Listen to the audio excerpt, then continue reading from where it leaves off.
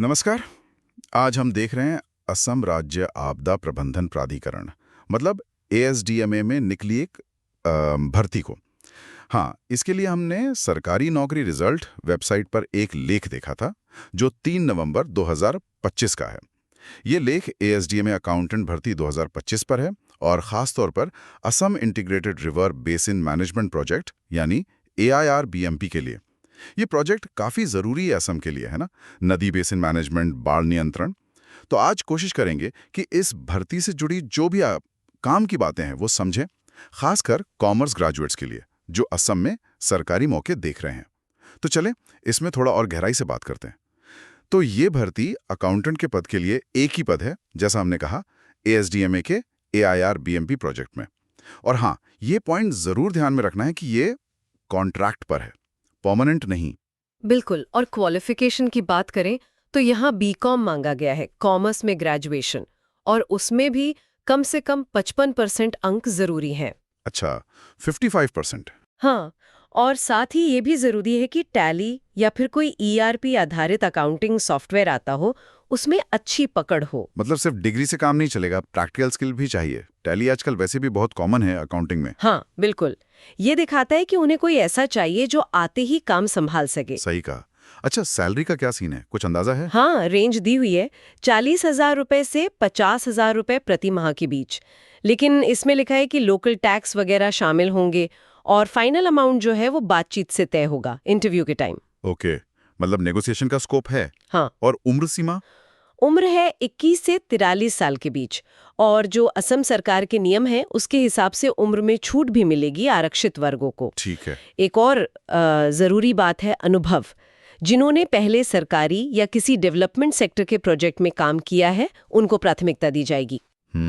ये तो लॉजिकल लगता है, खासकर आपदा प्रबंधन जैसे सेंसिटिव फील्ड में। शायद उन्हें वो समझ होती है कि सरकारी सिस्टम कैसे काम करता है। बिल्कुल, मतलब सिर्फ किताबी ज्ञान नहीं बल्कि प्रैक्टिकल अनुभव को भी वैल्यू दे रहे हैं। और एक अच्छी बात यह है कि अप्लाई करने के लिए कोई फीस नहीं है, आवेदन शुल्क 0 है। हाँ, ये भी राहत की बात है कई उम्मीदवारों के लिए। अच्छा, तो अप्लाई कैसे करना है? प्रोसेस क्या है? ऑनलाइन है? नहीं नहीं, ये पूरा ऑफलाइन प्रोसेस है। उम्मीदवारों को ASDMA की जो ऑफिशियल वेबसाइट है वहां से एप्लीकेशन फॉर्म डाउनलोड करना होगा पहले। ठीक है, फॉर्म डाउनलोड कर लिया, फिर उसे ठीक से भरना है और उसके साथ अपने जितने भी सर्टिफिकेट्स हैं, एजुकेशन, एक्सपीरियंस, एज प्रूफ, उनकी सेल्फ अटेस्टेड कॉपी लगानी है। सेल्फ अटेस्टेड मतलब खुद साइन करके? हाँ, बिल्कुल। और ये सब तैयार करके भेजना कहाँ है, कोई पता? हाँ, पता दिया हुआ है। इसे डाक से भेजना है 15 नवंबर 2025 तक। डेडलाइन का ध्यान रखना होगा। पता है। मुख्य कार्यकारी अधिकारी, असम राज्य आपदा प्रबंधन प्राधिकरण, ASSMDA, एंसिलरी ब्लॉक 1, ये SBI सचिवालय ब्रांच के सामने है।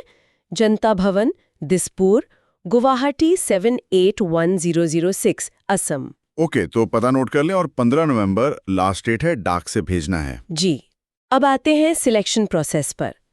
इसमें सबसे पहले तो जो एप्लीकेशंस आएंगी उनकी स्क्रीनिंग होगी, मतलब योग्यता के आधार पर शॉर्टलिस्टिंग। फिर जो लोग शॉर्टलिस्ट होंगे उनका पर्सनल इंटरव्यू होगा। Interview, okay. और आखिर में डॉक्यूमेंट वेरिफिकेशन तो होता ही है। फाइनल जो मेरिट लिस्ट बनेगी वो इंटरव्यू में कैसा परफॉर्म किया और एकेडमिक रिकॉर्ड कैसा है उस पर आधारित होगी। अच्छा, तो मतलब इंटरव्यू काफी निर्णायक रहेगा इसमें। हाँ, बिल्कुल। इंटरव्यू का वेटेज अच्छा खासा रहेगा लगता है। कोई सिलेबस वगैरह बताया इंटरव्यू के लिए क्या तैयारी करें? नहीं, ऑफिशियल सिलेबस तो अभी तक जारी नहीं हुआ है, लेकिन क्योंकि ये अकाउंटेंट का पद है तो उम्मीद की जा सकती है कि अकाउंटिंग प्रिंसिपल्स, टैली, शायद थोड़ा बहुत टैक्स का ज्ञान और जनरल अवेयरनेस, इन सब की तैयारी रखनी चाहिए। हाँ, बेसिक अकाउंटिंग और टैली तो पूछेंगे, और शायद प्रॉब्लम सॉल्विंग स्किल्स भी देखें। बिल्कुल, कम्युनिकेशन स्किल्स भी परखी जा सकती हैं। समझ गया। तो कुल मिला के देखें तो असम में जो बीकॉम ग्रेजुएट्स हैं उनके लिए ये एक अच्छा मौका है, एक महत्वपूर्ण सरकारी प्रोजेक्ट से जुड़ने का। भले ये कॉन्ट्रैक्ट पर है शुरुआत में। और लास्ट डेट फिर से याद दिला दे, 15 नवंबर 2025। हाँ, और अगर थोड़ा बड़े पर्सपेक्टिव से देखें तो इस तरह की भूमिकाएं भले ही कॉन्ट्रैक्ट पर हों, प्रोफेशनल ग्रोथ के लिए बहुत अच्छा मंच दे सकती हैं। खासकर आपदा प्रबंधन जैसे इतने महत्वपूर्ण क्षेत्र में काम करने का अनुभव मिलता है। ये सिर्फ नौकरी नहीं, एक तरह से राज्य स्तर पर योगदान देने का मौका भी है। सही बात है।